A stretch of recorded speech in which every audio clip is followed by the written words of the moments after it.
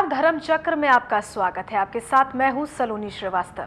धर्म चक्र में जानिए देव प्रबोधनी एकादशी पर क्या करें, साथ ही जानेंगे देव प्रबोधनी एकादशी का महत्व और पूजा विधि के बारे में।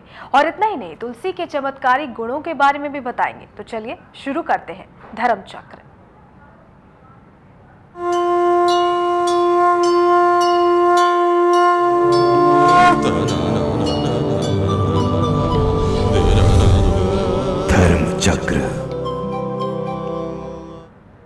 कार्तिक शुक्ल एकादशी को देव प्रबोधनी एकादशी कहते हैं।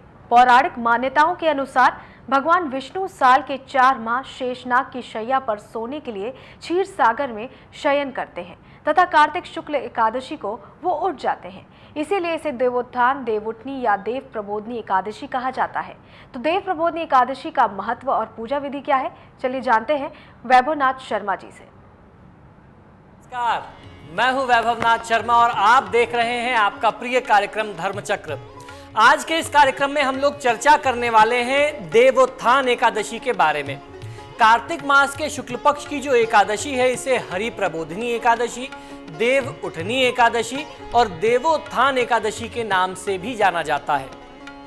हिंदू धर्म में एकादशी का व्रत महत्वपूर्ण स्थान रखता है। ऐसा हमारे धर्मशास्त्रों का मत है कि एकादशी की तिथि भगवान विष्णु को बहुत प्रिय है और ये जो एकादशी की तिथि होती है ये भगवान विष्णु के हृदय के समान हमारे धर्मशास्त्रों में बताई गई है।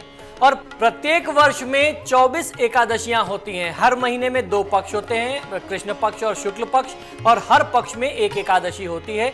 और जब अधिक मास लगता है, जिसे हम मलमास कहते हैं, जब मलमास होता है तो उसमें भी 2 पक्ष और बढ़ जाते हैं। इस पूरे 1 महीने में 2 एकादशियां और बढ़ जाती हैं। तो जिस साल में हर तीसरे साल में मलमास लगता है तो उस साल 24 की जगह 26 एकादशियां पूरे वर्ष में पड़ती हैं।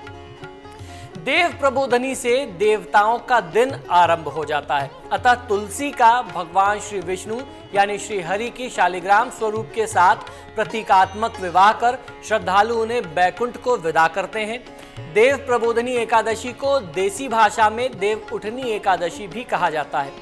इस तिथि को तुलसी जी पृथ्वी लोक से बैकुंठ लोक में चली जाती हैं और देवताओं की जागृति होकर के उनकी समस्त शक्तियां पृथ्वी लोक में आकर के संसार को और ज्यादा कल्याणकारी बनाती हैं। तुलसी पत्र चरणामृत दूर करते हैं रोग। कैसे दूर होते हैं इनसे, आइए ये भी जानना, क्योंकि इस तिथि में तुलसी विवाह जो है वो बहुत महत्वपूर्ण धार्मिक कृत्य माना जाता है। तो तुलसी का क्या है महात्मा, ये जान लेना बहुत आवश्यक है। हमारे हिंदू धर्म में तुलसी को माता कहा जाता है, क्योंकि तुलसी पत्र चरणामृत के साथ साथ ग्रहण करने से हर प्रकार के बहुत सारे रोगों को दूर करने की, रोग प्रतिरोधक क्षमता बढ़ाने की इसमें तुलसी दल में शक्ति होती है। शालिग्राम के साथ तुलसी का आध्यात्मिक विवाह देव प्रबोधनी एकादशी को ही होता है, लेकिन उनके पत्र मंजरी पूरे वर्ष भर देव पूजन में प्रयोग किए जाते हैं। तुलसी दल अकाल मृत्यु से बचाता है।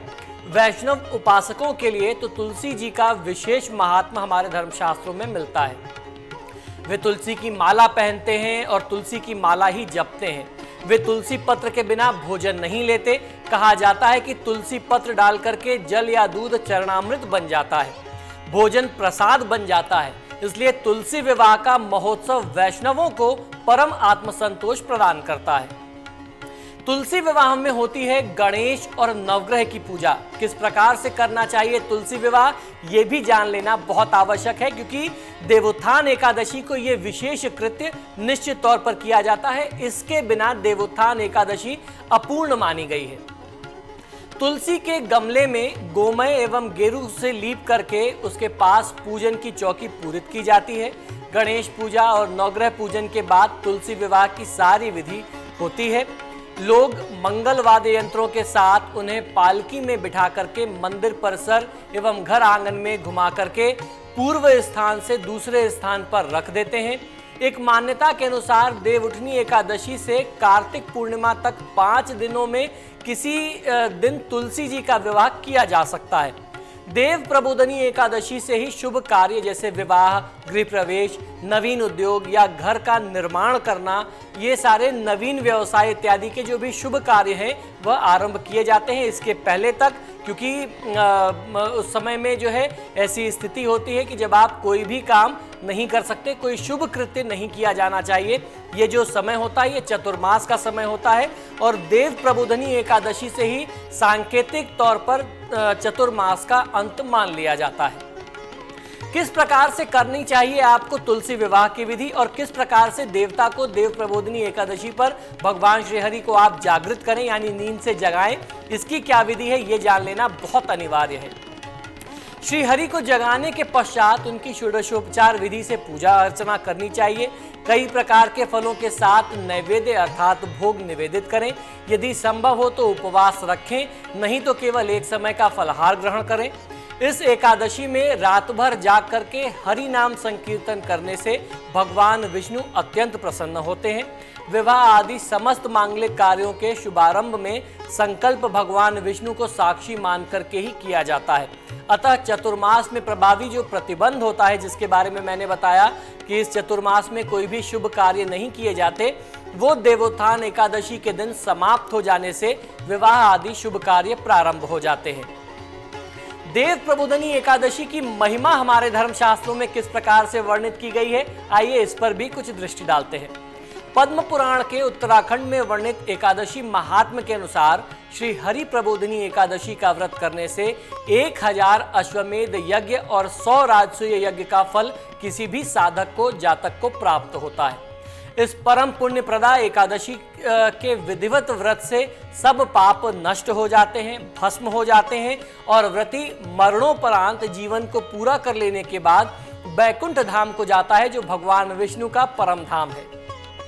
इस एकादशी के दिन भक्त श्रद्धा के साथ जो कुछ भी जप, तप, स्नान, दान, होम, यज्ञ इत्यादि करते हैं वह सब अक्षय फलदायी हो जाता है। देव प्रबोधनी एकादशी के दिन व्रतोत्सव करना प्रत्येक सनातन धर्मी का आध्यात्मिक कर्तव्य होना चाहिए। किस प्रकार से संपादित करते हैं तुलसी विवाह, आइए ये भी मैं आपको बताता हूँ।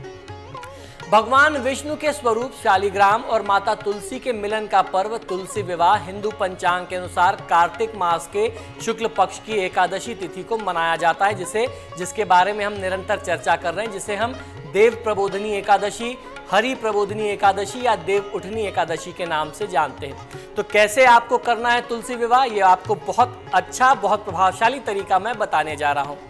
देव प्रबोधनी एकादशी के दिन मनाए जाने वाले इस मांगलिक प्रसंग के शुभ अवसर पर भक्तगण घर की साफ सफाई करते हैं और रंगोली से अपने घरों को सजाते हैं, घर के आंगन को सजाते हैं। संध्या के समय में तुलसी का चौरा यानी तुलसी देवी का जो पौधा होता है उसके पास गन्ने के भव्य मंडप बना करके उसमें साक्षात नारायण स्वरूप शालिग्राम जी की मूर्ति रखते हैं और फिर विधि विधान पूर्वक उनके विवाह को संपन्न कराते हैं।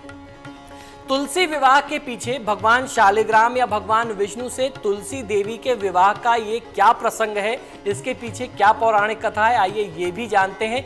ये बहुत अच्छी कथा है, इसको सुनने से कहते हैं अनेक जन्मों के जो संचित पाप होते हैं वह नष्ट हो जाते हैं।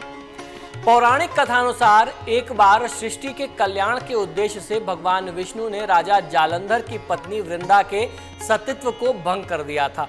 इस पर सती वृंदा ने उन्हें श्राप दे दिया और भगवान विष्णु पत्थर के हो गए, जिस कारणवश प्रभु को शालिग्राम भी कहा जाता है और भक्तगण इस रूप में भी उनकी पूजा करते हैं। इसी श्राप से मुक्ति पाने के लिए भगवान विष्णु को अपने शालिग्राम स्वरूप में तुलसी से विवाह करना पड़ा था और उसी समय से तुलसी विवाह का यह अनूठा जो एक रस्म है ये प्रत्येक वर्ष मनाया जाता है। तुलसी विवाह के सुअवसर पर व्रत रखने का बड़ा ही महात्मा हमारे धर्मशास्त्रों में मिलता है। आस्थावान भक्तों के अनुसार इस दिन श्रद्धा, भक्ति और विधि पूर्वक व्रत करने से व्रती के इस जन्म के साथ साथ पूर्व जन्म के भी सभी पाप मिट जाते हैं और उसे पुण्य फलों की प्राप्ति होती है। तो आशा करता हूं कि इतने महान व्रत के बारे में मैंने आज आपको बताया। ये तिथि अपने आप में बहुत कल्याणकारी तिथि है। एक तरफ देवता जागृत हो रहे हैं, योग निद्रा को त्याग करके अब वो चैतन्य हो रहे हैं, उठ रहे हैं नींद से, वो आपका कल्याण करेंगे। और इस तिथि पर यदि तुलसी विवाह हम अपने घर में संपादित करवाते हैं तो हर वर्ष जो है आपके घर में इसी प्रकार से सुख समृद्धि संपन्नता बनी रहेगी। भगवान श्री विष्णु और माता तुलसी की कृपा से कभी दुख और दरिद्रता का वास आपके घर में नहीं हो सकता। तो भगवान श्री हरि आपका कल्याण करें। मुझे आज्ञा दीजिए, नमस्कार। और यहाँ ले रहे एक छोटा सा ब्रेक के बाद आपको बताएंगे तुलसी के चमत्कारी गुणों के बारे में, तो बने रहिए हमारे साथ।